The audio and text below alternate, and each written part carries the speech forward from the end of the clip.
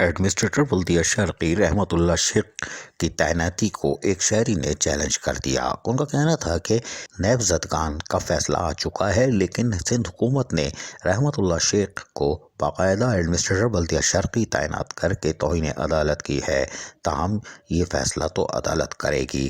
تاہم شہری نے جہاں شکایت درج کرائی، وہیں پر باقاعدہ اسسٹنٹ رجسٹرار نے ایک آرڈر نکالا، جس کے تحت سندھ ہائی کورٹ کے تحت چیف سیکرٹری سندھ کے ساتھ ساتھ سیکرٹری لوکل گورنمنٹ بورڈ کے ساتھ ساتھ سیکرٹری سروسز اور ایڈمنسٹریٹر بلدیہ شرقی رحمت اللہ شیخ کو فی الحال طلب کر لیا گیا ہے، اور 11 فروری 2022 کو صبح 8:15 بجے طلب کیا گیا ہے سماعت کے لیے۔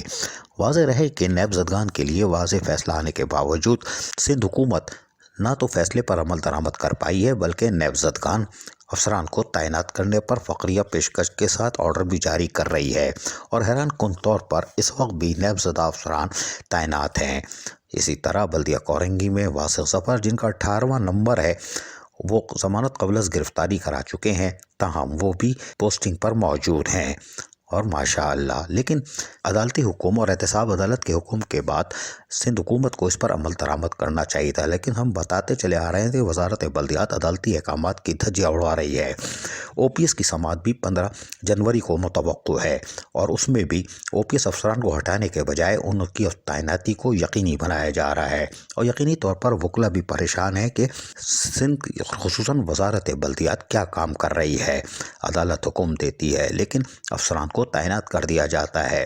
ایڈمنسٹریٹر بلدیہ شرقی کی تعیناتی پر اب یقیناً عدالت ہی فیصلہ کرے گی، لیکن ہم بتائیں کہ یہ بھی حیران کن بات ہے کہ تعیناتی پہ تعیناتی کی جا رہی ہے، اور وزارت بلدیات ٹس سے مس نہیں ہو رہی، اور توہین عدالت کی بھی مرتکب ہو رہی ہے۔ اب یقینی طور پر چیف سیکرٹری سندھ کو جو باقی تعینات افسران ہیں ان کو بھی بھگتنا ہوگا، جبکہ ڈی ایم سیز کے ایڈمنسٹریٹر جہاں جہاں نیب زدگان تعینات ہیں وہ بھی شاید اب عدالت میں طلب کر لیے جائیں۔ ایک نیا پنڈورا باکس پھر کھلنے جا رہا ہے، لیکن عدالتیں اگر فیصلے پر عمل درآمد کروا دیں تو یقیناً پھر بحران آ سکتا ہے اور ہلچل مچ سکتی ہے۔ اگر صرف فیصلہ دیا تو یہ پھر تعیناتیاں ہوں گی، آج نہیں ایک ہفتے بعد او پی ایس بھی تعینات رہیں گے، کیونکہ عدالت فیصلے دے رہی ہے، عمل درآمد نہیں کر رہی۔ عزیز عارف، KBS بلدیاتی نیوز، کراچی۔ ایسی ہی خوبصورت ویڈیوز فیوچر میں حاصل کرنے کے لیے ریڈ بٹن پر کلک کر کے اور بیل آئیکن کو پریس کر کے ہم سب کے سبسکرائبر بننا مت بھولیے۔